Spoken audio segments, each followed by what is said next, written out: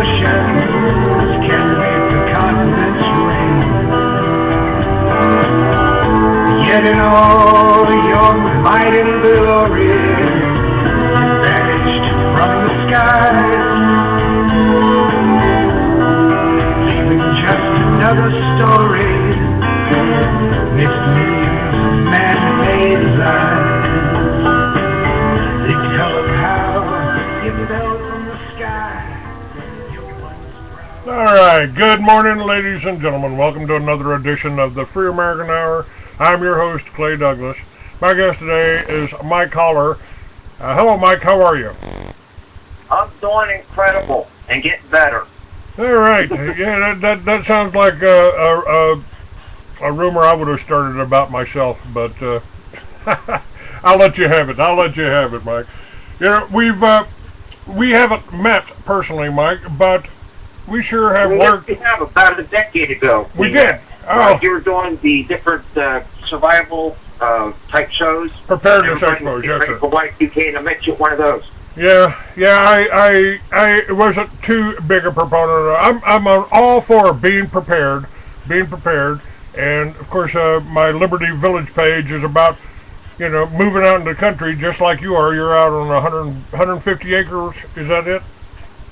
Yeah, about 157 acre farm, half mile off the road that has traveled so little they don't even bother painting lines on it.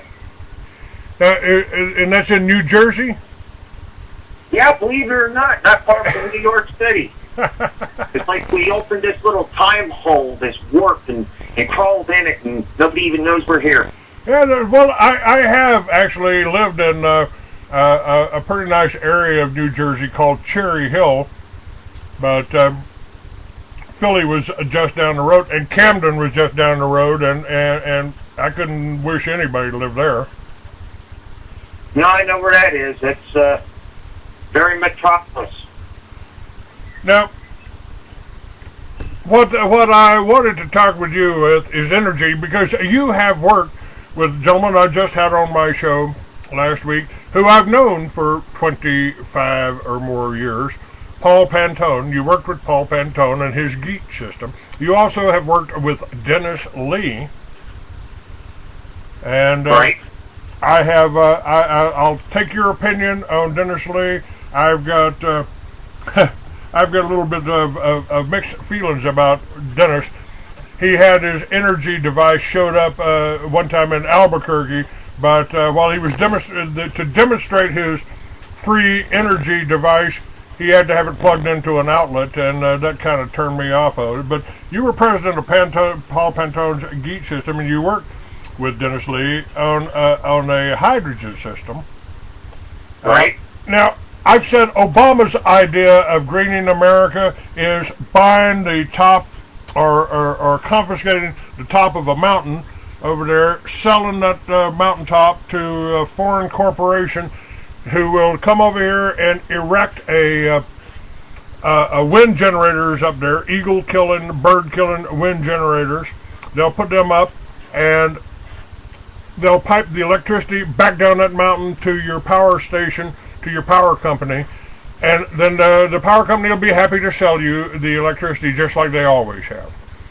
My idea of greening America is putting a wind generator, a solar unit, and a magnetic generator, or a fuel cell, like they're building on some of the cars now, putting all that on your own property, and don't pay the government or the power company for nothing. And then if you've got it all on your own property, you don't need the wire system, you don't need the railing system, you don't need the interstate highways to deliver your power. You got it right there. What would you need the banksters or the government from there? That's my idea of greening America. We've got a windmill coming in probably this year. What's that? Run that back. We should have windmills on this property this year, and it's one of those deals where it's privately owned property, privately owned windmills. The energy is created. We use what we need, pump a bunch back into the grid, but at least we're taken care of. And it's, you know, kind of along the lines of what you were just saying. Now, if you're growing your own food, the other problem we got here, it's not just the energy, it's not just the control. You know, and they've done this to us before. back with Prohibition, they suddenly made it illegal they turned our farmers and our ranchers into criminals. They made them into bootleggers and moonshiners when all they were doing is creating the alcohol to run their Model A's and Model T's and tractors. And after Prohibition, there was a Standard Oil station selling gasoline on every corner in every town in America. Is that accurate? I mean, couldn't we be wasn't the Model A's and the Model T's designed to run on either alcohol or gasoline? Well, yeah, Holler Corporation, if you look up some of their patents, you could get these older engines, Model A's, Model T's, but even John Deere tractors and what have you, you fire them up on something that burns, be it gasoline or be it alcohol, and then after you got the engine warmed up, you could switch over to crap. I mean, you could run kerosene, you could run diesel, you could run crude oil, just about. I mean, these things would smoke. They were high pollution, but, you know, with the 6.5 to 1 compression, the farmer could run on just about anything. Now, when I met Paul Pantone back in, I was living up in Placerville, he came knocking on my door. He had a little motor. We put it in the back of my truck. And we went over to gasoline stations, and we'd get waste oil, pour it in the gas tank, and that motor would run. That was the first GEET device. And Paul Pantone spent 3.5 years in an insane asylum for telling people he could run a motor because he wouldn't give up the patents. Is that accurate? I mean, I just had Paul on, but you were working with him around that time. Tell me what happened. Tell me what's going on. I've heard some of the recordings that he made of the oil company executives threatening him over his GEET carburetor. And of course, that's happened before. Isn't that reason we got lead in our gasoline? We got lead put in our gasoline to offset the gas mileage that the Pogue carburetor was capable of generating. Yeah, well, there's a lot of things that went into the Pogue carburetor. First of all, that was a catalytic cracker, and the lead would coat the housing and render the catalyst ineffective. But they did some other things. In the end of the 1930s, they started changing the way they made the gasoline. Because if you go back to like 1880, gasoline was one of the products of crude. They would just pour it right back down the hole they pumped the crude out of. They had no use for it. Along came the automobile. By the 1930s, the demand for gasoline far outweighed the demand for axle grease or lamp oil or paraffin wax or any of the other petroleum products. So in the 1930s, when Charles Pogue hit the scene, the oil companies genuinely were looking for some solutions. The Pogue carburetor would have been a welcome addition to the technology scene if it weren't for one little unforeseen incident, and that was that when the Pogue carburetor hit the front page of major newspapers all across North America, everybody started throwing away their oil stock. Oil stock became about worthless. Now, those oil companies weren't bad people at the time. They just went into defense mechanism mode. And they had to do what they had to do because their stock just became worthless. So they settled Charlie Pogue up with his own little oil filter factory and told him to be quiet. In the meantime, they went to thermal catalytic cracking of the fuel. They had been doing high temperature cracking of the fuel, but it would cook stuff up. And then in the 50s, now they did a reverse process where they could get a higher yield of gasoline. All of that creates something called a polymer. And if you remember, I remember back in the 1970s, engine oil advertisements talking about their polymers, how it was very difficult to break a polymer down. Their engine oil was more durable because of the polymers, where a gasoline has polymers in it now. And a simple straight chain hydrocarbon that was in the gas when Charlie Pogue was around, that was easy to break. And he could get to 200 miles per gallon. So not only did they put the lead in it, but they also started putting polymer molecules in the fuel, and something like the Pogue carburetor became a lot more difficult to get working. Rumor has it a couple of people were able to make it work with the newer unleaded fuel. Haven't been able to validate that. What Paul Pantone did was he came up with a way of just whatever the heck you throw in there, just rips it to shreds. And the cross flow, the electromagnetic field, the thermal inertia, all those phenomena, the polymers, so what? Big bad hairy deal. It's not a catalyst process, so you throw lead in there if you want, and you can coat the steel rod with steel pipe, and it still works. And it's ingenious, to say the least. Now, I have an uncle. I had an father-in-law. I had a father-in-law who worked on the Aswan Dam. His name was Sheriff Babcock, and he built a carburetor, a Pogue carburetor. He got the patent. He built it, put it on his truck, and was building one for his neighbor, who turned out to be another father-in-law of mine later. Yeah. And his name was Colonel Loy Conrad. He was the Marine colonel that escorted the aliens from Roswell to Truman's office. So I've had pretty interesting family on my wife's side, at any rate. And he said that two guys came up in suits and said, "Mr. Babcock, we need you to destroy that carburetor you got on that truck there and the one you're building for your neighbor there." And he said, "What if I don't?" They said, "We'll kill you." And he said he believed them, and so he destroyed the carburetors. But Paul Pantone had recordings of oil company executives threatening him over his carburetor. So is this going on? I mean, is getting 100 miles a gallon so threatening to the oil company people that they're actually killing people over this? I think they used to, but something interesting happened in June or July of 1996. Congress passed the Energy Deregulation Bill.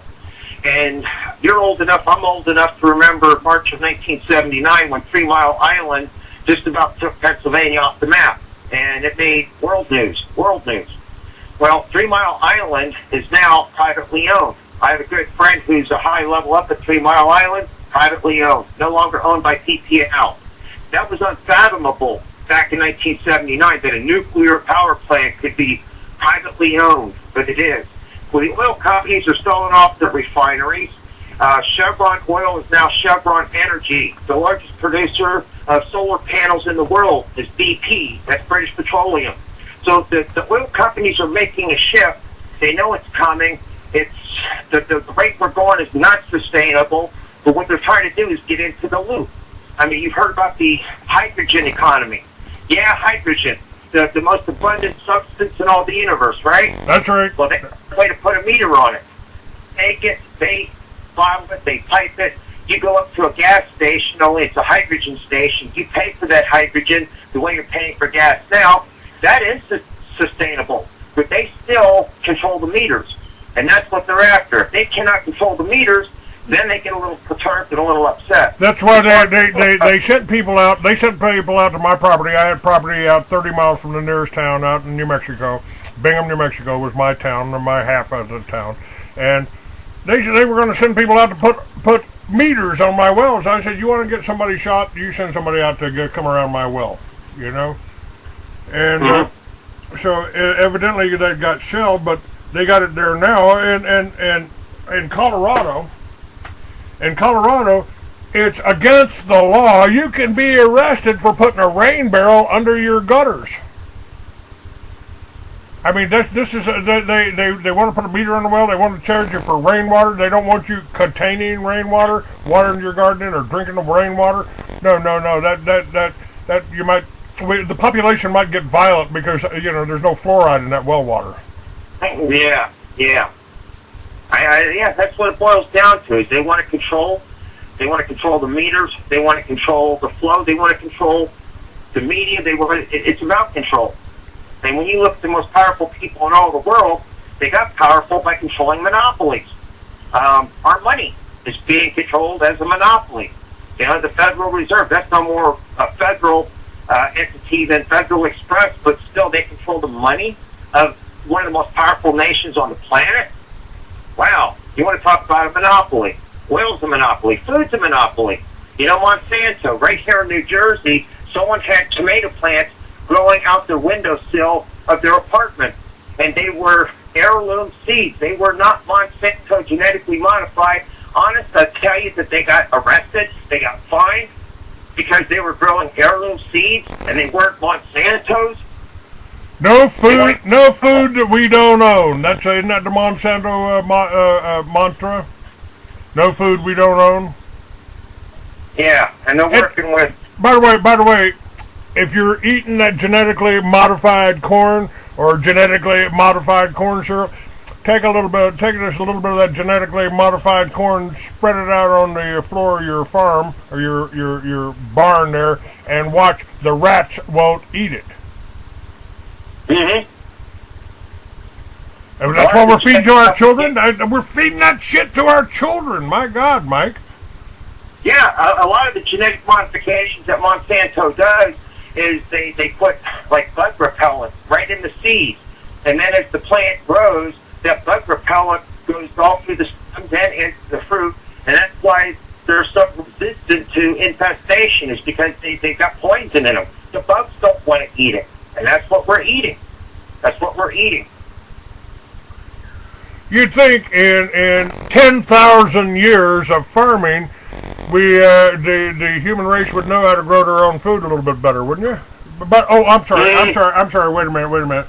Actually, I forgot the rule book here. I got the rule book here. Oh yeah. That's covered under number 7 and number 9 of the Communist Manifesto. Government ownership of factories and agriculture and corporate farms and regional planning, number 9. Yeah, and all the chicken farms, I used to live in Pennsylvania, and all the chicken farms around there got bought up by the likes of Tyson and whatnot. It takes them 6 weeks from the time the egg hatches to the time they got a chicken that's wrapped and laid. 6 weeks. I mean, if you got a naturally growing chicken, 6 weeks, that thing's still a peep. But the way they modify these chickens, the hormones they feed them and whatnot, 6 weeks, you got a marketable chicken. You know, you would think those chickens wouldn't be very happy, and so the endorphins and everything that are created by the trauma that these corporate farms create actually poison the meat, doesn't it? Yeah, they feed them with hormones and just, there's an interesting phenomenon that I've been made painfully aware of, and that is that young girls and young boys are hitting puberty at younger and younger ages.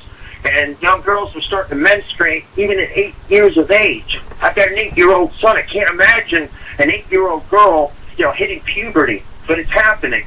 And the homosexual rate is going up higher and higher. These hormones that they're pumping into the meat that we eat, and the cattle and the chickens and whatnot, these hormones are affecting human sexuality, sexual development, all kinds of things. And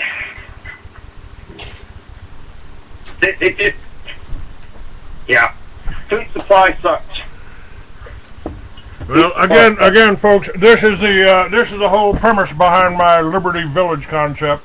Mike, I came up with this years ago, and I believe that's the reason they tried to kill me more than 9/11, because 9/11 is a pretty open conspiracy. We know that a little fire on the top of the building didn't bring the buildings down from the bottom. I mean, that's just common sense would tell you that. And yet the media, oh, you're a truther. You're a truther. Oh, you're a birther. Oh. You're one of those conspiracy theorists. This is the way this whole thing is being. The propaganda is being controlled, folks, and they don't call it programming for nothing. Thank God, Mike, you really sound like an intelligent man. But then again, you said you didn't have a TV. That's it.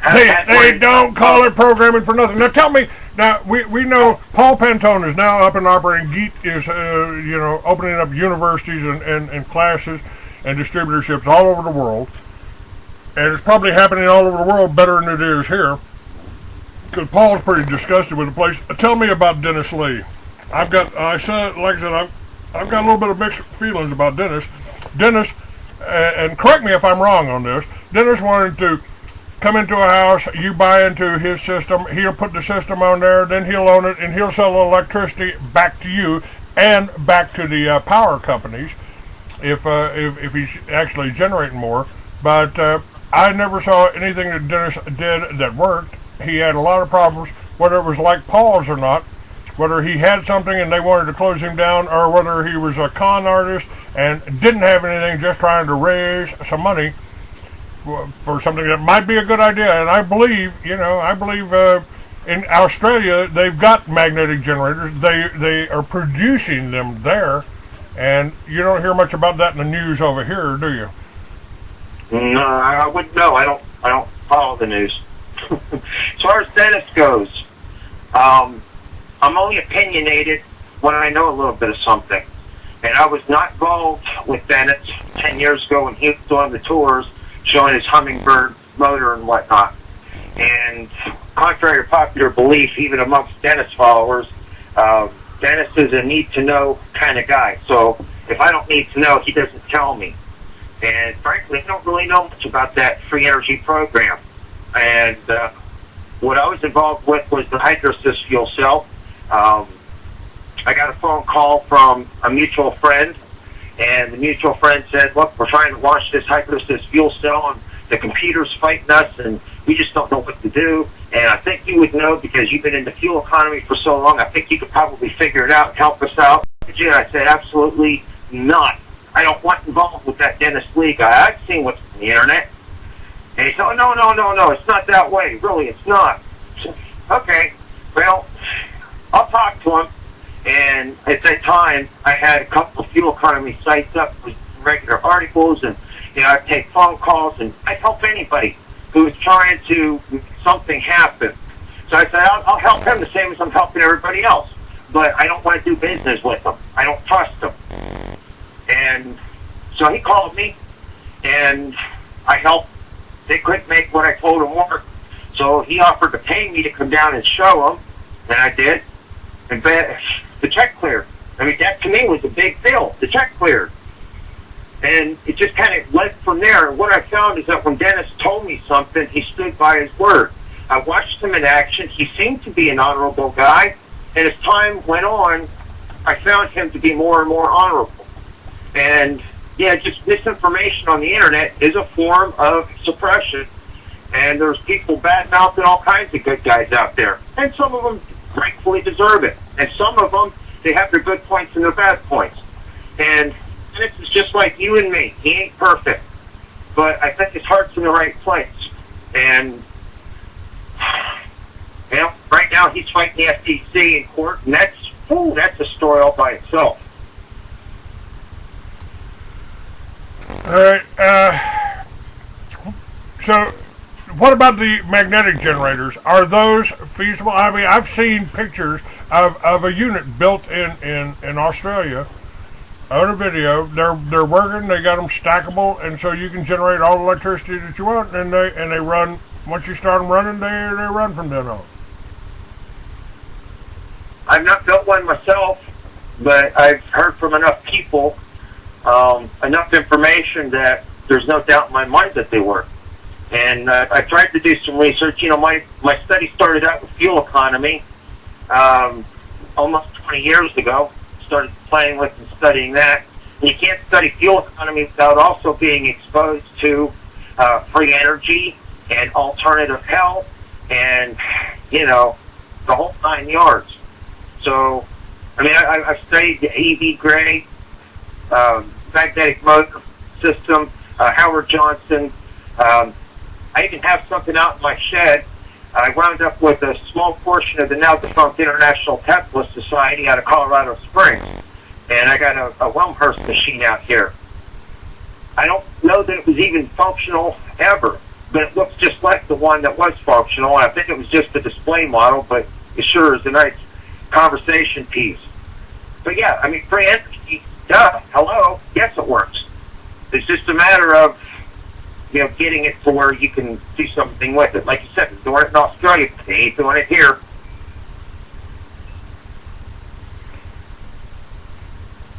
All right, what about back to Dennis Lee's thing? I mean, what he was trying to do was replace the energy company.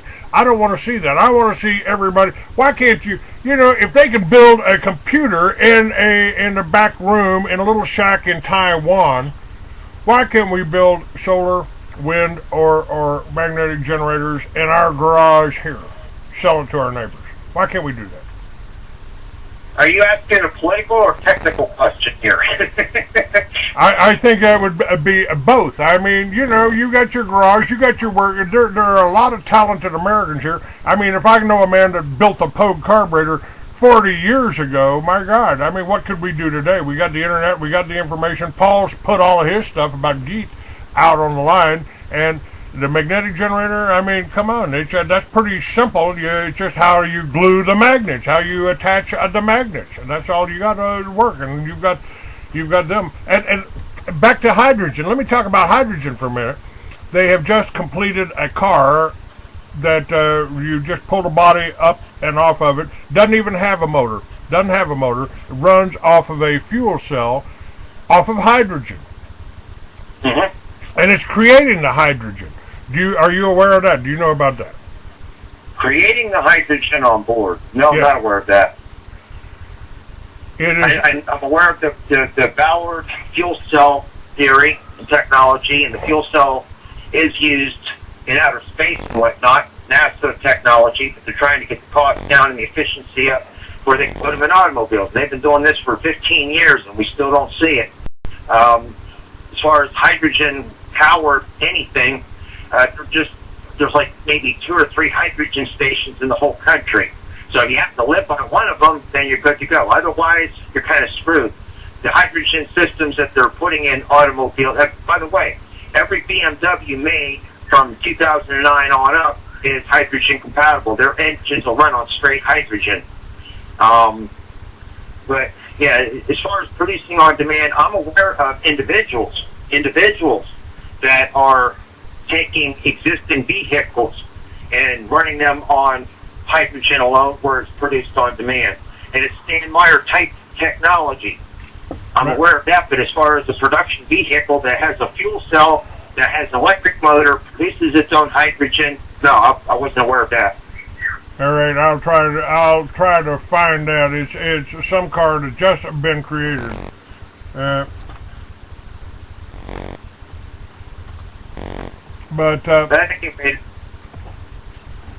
what about the magnetics? I just haven't seen. I haven't seen one of these work. I mean, I've got books on it. You can order a book off of my website. But I've never seen one work either. I mean, I've seen free energy type technologies work. In fact, solar panels could be categorized as free energy. And I've seen static electricity devices work, and they're all novelties. They're all like demo units. There were a car that didn't use gasoline. Introducing the FCX Clarity from Honda. No, I've never seen one work. Click on the Start Tour button to learn more. Okay, let me look at this.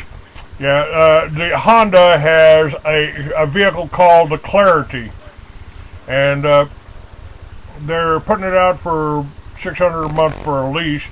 It's supposedly this is a fuel cell electric vehicle. So they do have that. It's got a reinforced unit body structure. It's supposedly fun to drive, zero emissions, uses domestic fuel. And again, it's supposed to be, they've been named the greenest automaker, Honda. Yeah. I'm very, very impressed with Honda overall.